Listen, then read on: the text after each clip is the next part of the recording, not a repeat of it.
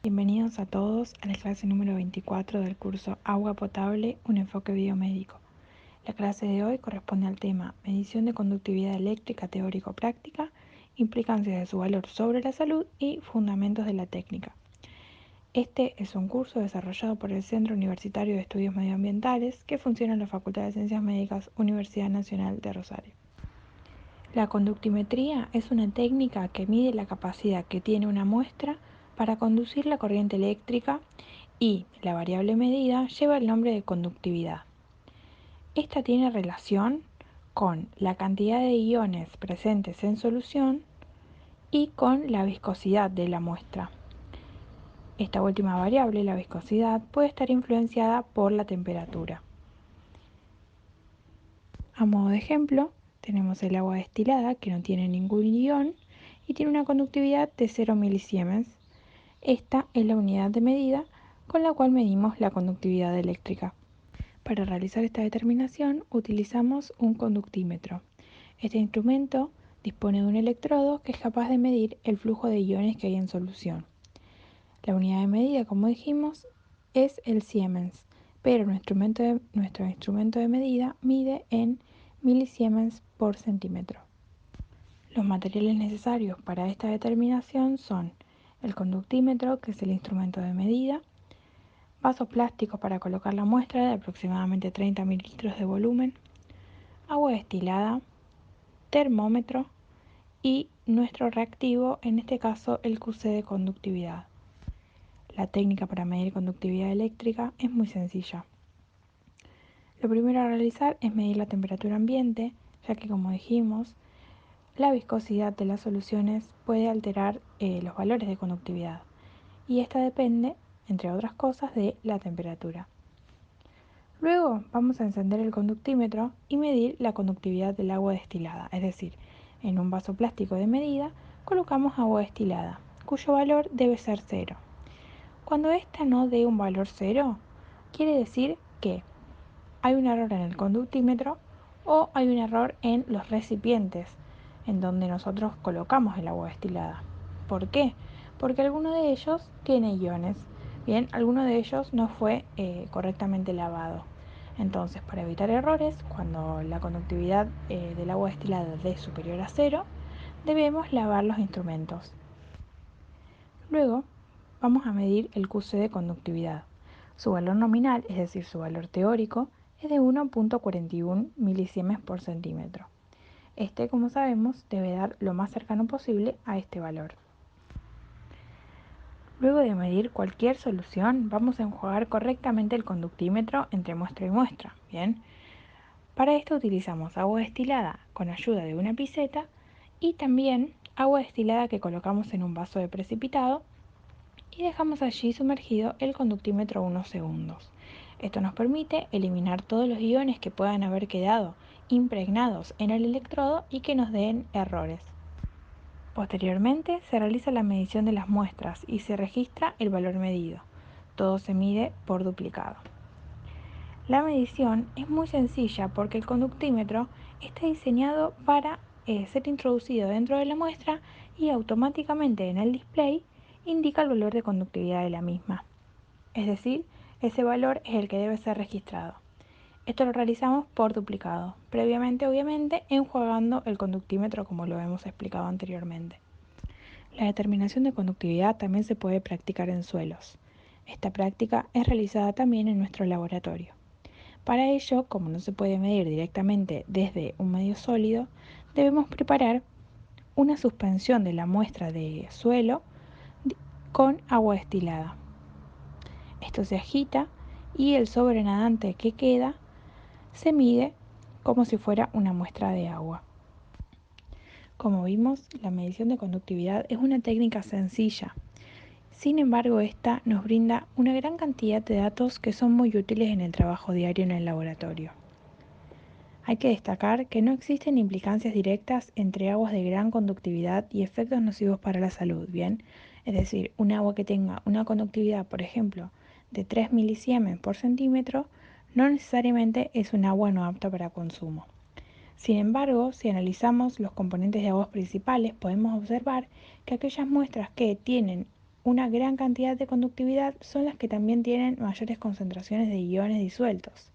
Entre estos pueden existir algunos perjudiciales para la salud, como son el arsénico o el flúor que ya estuvimos viendo. Es decir, que la conductividad es una medida indirecta de la concentración de solutos que hay en solución, dentro de los cuales algunos pueden ser nocivos, pero no necesariamente. De esta manera podríamos estimar que a ciertos valores de conductividad en las aguas podrían ser más o menos tóxicas para la salud humana, tomando en cuenta las sustancias que se encuentran en disolución en ella. En nuestro laboratorio este dato es de gran importancia. Por ejemplo, hemos realizado un trabajo de investigación en donde desarrollamos un método de control de calidad para las determinaciones químicas de componentes iónicos en aguas de consumo. Bien, lo que nosotros hicimos fue tomar la concentración de cloruro, calcio, sodio, nitratos, nitritos, amonio, fosfato, carbonato y bicarbonato, es decir, los iones que medimos en el laboratorio, y correlacionarlos con la conductividad del agua. Esta correlación fue ampliamente positiva, como se observa en el gráfico, y también fue significativa. De este modo podemos observar en la gráfica que hay ciertos puntos que se escapan de estas líneas punteadas que indican la correlación positiva y significativa. Estos puntos azules deberían volver a ser medidos, ya que o la conductividad se ha medido mal o alguna de las determinaciones de los otros iones tuvo algún tipo de error. De esta manera tenemos otro control de calidad más para sumar a nuestro trabajo diario y poder así ofrecer resultados más certeros. Otro uso práctico que le damos a la conductividad en nuestro laboratorio es para predecir los valores de otras determinaciones y así facilitar nuestro trabajo y disminuir los costos del análisis. Por ejemplo, en la determinación de cloruro, que ya la hemos visto, es una técnica volumétrica en donde es necesario agregar una sustancia titulable que lleva a cabo una reacción. Esta solución de titulación se agrega en grandes cantidades si hay mucho cloruro en el agua. Bien. Entonces, si nosotros tenemos una tanda de aguas que tengan gran cantidad de cloruro, o gran concentración de cloruro, vamos a necesitar agregar una gran cantidad de esta sustancia titulable. Sumado a esto lo medimos por duplicado, es decir que vamos a gastar gran cantidad de volumen de esta solución. No solamente nos interesa esto por los costos, sino también por el tiempo que conlleva preparar los reactivos, ¿bien? Es decir, buscábamos una manera de gastar menos volumen de la misma. Para esto establecimos una relación entre el cloruro y la conductividad y apreciamos que algunos valores de conductividad se correlacionaban con valores altos de cloruro en el agua. Entonces, desde este momento cargamos esos puntos de conductividad en el software y cuando medimos cloruro y necesitamos saber qué muestras hay que medir, el software estima si la muestra puede tener mucho cloruro basándose en la conductividad. Entonces, si la misma es alta, indica realizar una dilución de una parte de la muestra en 5 partes de agua, es decir, una dilución 1 en 5, o de una parte de muestra en 10 partes de agua, 1 en 10. De esta manera la muestra queda diluida y nos permite utilizar menos reactivos, ahorrando tiempo y recursos. Veamos el análisis parcial de los resultados obtenidos. Como sabemos, se realizan todo tipo de análisis en el laboratorio y llevar un control de calidad es muy importante, ya que nos permite llevar un resultado confiable a la población que solicita nuestro servicio. Bien, vamos a ver entonces las primeras gráficas, que son la estadística básica de este componente, en donde tenemos un N, una cantidad de mediciones de 411. Vemos en la primera gráfica un box plot o gráfico de cajas y bigotes, en donde observamos que el valor mínimo es prácticamente cero. Bien, hay muchas muestras que no tienen ningún ion en solución, parecidas al agua destilada. También tenemos una mediana que oscila entre 0,75, creo yo, o sea, está por debajo de 1, y un máximo que se encuentra por encima de 10. Es decir, que hay muestras que tienen gran cantidad de conductividad eléctrica y por ende gran cantidad de iones disueltos en ella. Sin embargo, cuando observamos la segunda gráfica, podemos ver que la mayoría de los valores se encuentran, como era predecible al mirar el box plot, en valores menores a 2, ¿sí? Y cuando vemos la gráfica de dispersión, que es la tercera, vemos que los valores que están cercanos a 10 son muy pocos, son únicamente dos valores, ¿bien? Y por encima de 8 tenemos aproximadamente 4. Es decir que estos valores no son lo habitual. Se concentran la gran mayoría en la parte inferior de la gráfica, es decir, a conductividades menores.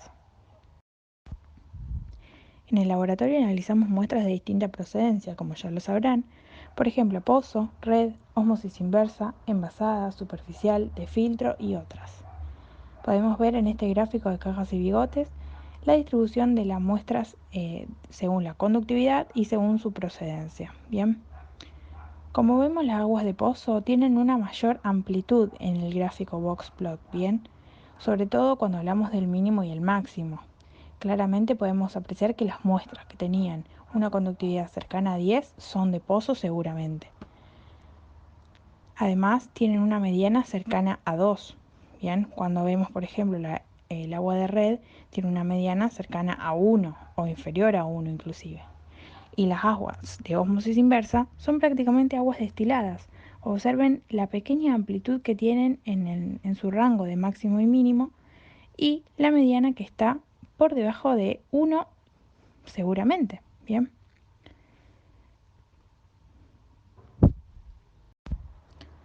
Por último, observamos las gráficas de control de calidad, en donde en la primera tenemos el control del UDS con los valores permitidos de -2 y +2 y el valor 0, en el cual deberían oscilar la mayor cantidad de nuestras mediciones sin tener una tendencia.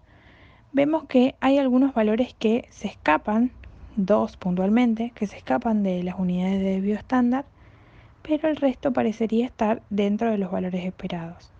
Sin embargo, hay algunos que están más dispersos que otros, sobre todo en las últimas determinaciones. Deberíamos analizar qué es lo que está cambiando o qué es lo que está fallando en nuestra técnica para así poder encontrar el error. Por último vemos el coeficiente de variación, que como observamos es siempre menor al 10%, con un máximo del 3% de su valor.